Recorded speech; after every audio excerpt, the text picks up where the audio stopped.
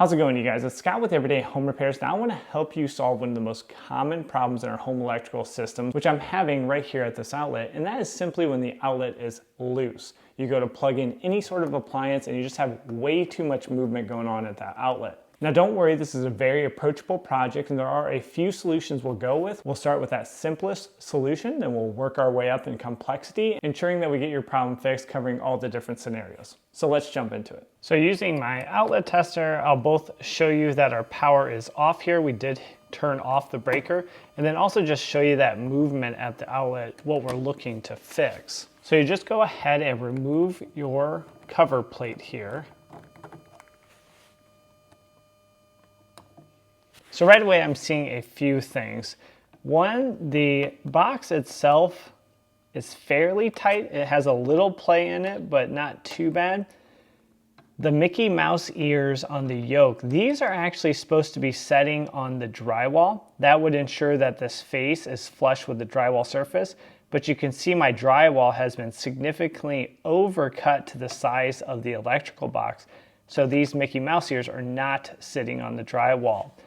So I believe that's why whomever worked on this outlet last did not tighten it. They wanted to make sure that this was still flush, so they didn't tighten this mounting screw all the way down to push the outlet against the electrical box, because that would sink the outlet compared to the wall and it wouldn't look very good. So they just kind of left it loose out here, but that's what gave us all of our play.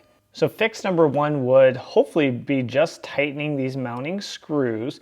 Or if you have an electrical box that's sunken in like this, you can also use these 1/8 of an inch spacers.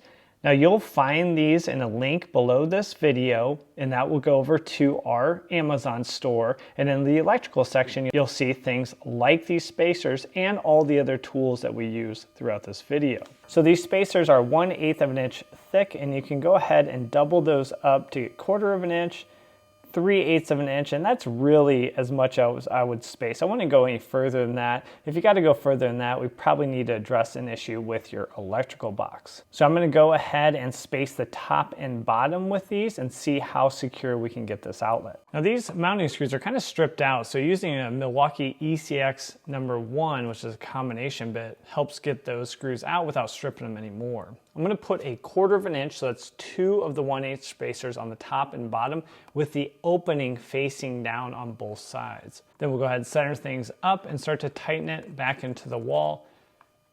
Get it all tightened down, then put the wall plate and see what we got. Now hopefully the first fix does it for you. For me, it definitely secured things up, but not quite where I want it. So I'm going to go on to fix number 2, which is going to be addressing that electrical box. So we'll go ahead and take that wall plate back off and undo our outlet. Now for this, we're going to actually need to remove the outlet and take the wiring out of this existing electrical box. I'll use an oscillating tool with a metal blade to cut off the top and bottom mounting nails. Take your time and don't damage the drywall like I did right there, although I should be able to fix that up by the time we're done with mounting the new box. Once everything's removed, I'm going to use a Southwire Smart Box, but instead of the standard black drywall grade Phillips head screws, I'm using a 1.5 inch GRK with a Torque T25 head. That is the key.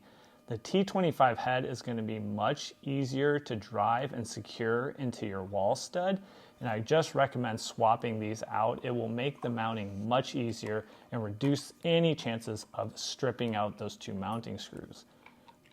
Now you need to run that Romex back into your box, and you want to get that sheathing back into the box, not outside the box. So it might take a little time depending if you have 1 or 2 runs of Romex.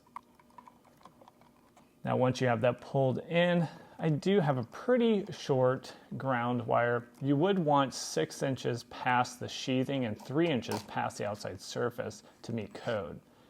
I would keep the Smart Box actually 1/8 of an inch outside the drywall, because as you drive those screws in, it will pull the box back in, and then hopefully you meet flush with the outside wall surface like I have here. Using a 3-wire Wago 221 lever nut, I'm going to pigtail the ground, making up for that short side from the wiring before.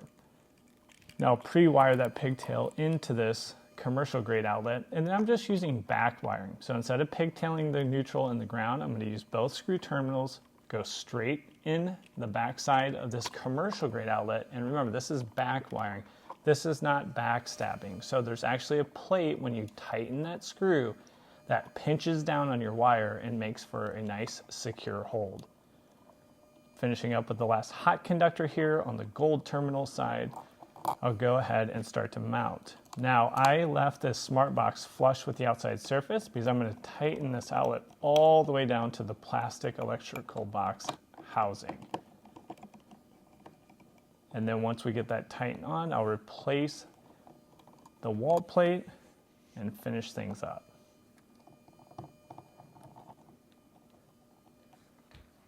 So now I got my power back on, I can test it with my outlet tester, everything's working and it's much more secure. Let me know for your issue, was it option 1 or option 2 that fixed it for you? And if you're gonna use that Southwire Smart Box, which can come in super handy, just remember, upgrade those screws. Those Phillips head screws in kind of the drywall grade, I do not recommend. I would upgrade to a GRK or maybe a Spax in the 1.5" range with a T25 torque or an equivalent head that you can get really good torque on, and it's going to be more forgiving to not cam out or strip out that screw. Now, if you want to check out another video I did in the same property, I took power from this outlet down here and I moved it behind the flat screen TV so we could hide any of the power cords. Most importantly, no drywall work, no painting, and we did not go down into a basement or in an attic. So it fits a lot of different applications and it's just an awesome skill to have. So check out this video right here and I'll walk you through all the steps needed to knock out that project. So thanks for joining me in this video and we'll catch you on that next one. Take care.